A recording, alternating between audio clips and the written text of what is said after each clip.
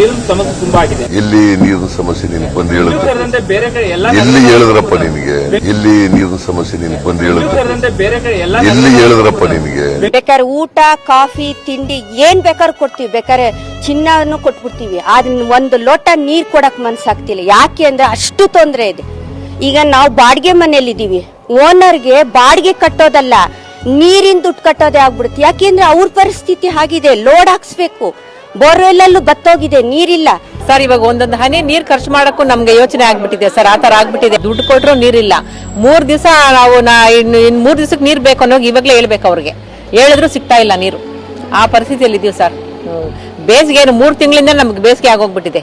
ನೀರ್ಗಂತೂ ಅಭಾವ ಅಂದ್ರೆ ಹೇಳ್ಬಾರ್ದು.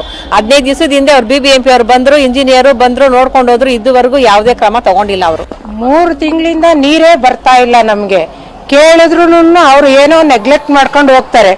ಬಂದು ನೋಡ್ರಿ, ಈ ಬೀದಿಲ್ ಪರಿಸ್ಥಿತಿ ನೋಡ್ರಿ, ಟ್ಯಾಂಕರ್ ಒಡಿಸ್ಕೊಳಕ್ಕೂ ಅವರು ಕೂಡ ಬರ್ತಾ ಇಲ್ಲ. ದುಡ್ಡು ಕೊಡ್ತೀವಿ ಅಂದ್ರೂ ಬರ್ತಾ ಇಲ್ಲ ಅವರು. ನಾವೇನ್ ಮಾಡೋದು? ಮಕ್ಕಳಿಗೂ ನೀರಿಲ್ಲ, ಕುಡಿಯಕ್ಕೂ ನೀರಿಲ್ಲ, ಸ್ನಾನ ಮಾಡಕ್ಕೂ ನೀರಿಲ್ಲ. ಹೇಳಿದ್ರು ಅವ್ರ ತಲೆಗೆ ಹಾಕೊಂತಾ ಇಲ್ಲ. ಬರ್ತಾರೆ, ನೋಡ್ತಾರೆ, ಆಯ್ತು ನಾವು ಮಾಡ್ತೀವಿ ಅಂತ ಹೋಗ್ತಾರೆ. BBMP ಅಧಿಕಾರಿಗಳು ಅವರು ತಾನೇ ಏನು ಬಂದು ನೋಡಿ ಏನು ಸಮಸ್ಯೆ ಅನ್ನೋದು ಕೇಳ್ತಾ ಇಲ್ಲ. ಅವರು ಇಂಜಿನಿಯರ್ ಫೋನ್ ಮಾಡಿದ್ರಿ, ಬಂದ್ರಿ, ನೋಡಿದ್ರು, ಅವ್ರ ಪಾಡ್ಗೆ ಅವ್ರು ಹೊಟ್ಟೋದ್ರು.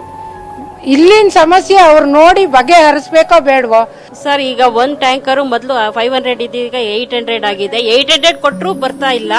ಇವತ್ತು ಫೋನ್ ಮಾಡಿದ್ರೆ ಅವ್ರು 3 ದಿವಸ ಆಗುತ್ತೆ. 3 ದಿವಸದವರೆಗೂ ನಾವು ನೀರಿಲ್ಲದೆ ಇರಕ್ಕಾಗುತ್ತಾ ಸರ್? ನೀರು ತುಂಬಾ ಪ್ರಾಬ್ಲಮ್ ಇದೆ. ದಯವಿಟ್ಟು BBMP ಅಧಿಕಾರಿಗಳು ಇದ್ರ ಬಗ್ಗೆ ಗಮನ ಹರಿಸಿ ನಮ್ಗೆ ಸ್ವಲ್ಪ ಅನುಕೂಲ ಮಾಡ್ಕೊಡ್ಬೇಕು ಅಂತ ದಯವಿಟ್ಟು ಕೇಳ್ಕೊಳ್ತಾ ಇದ್ದೀವಿ.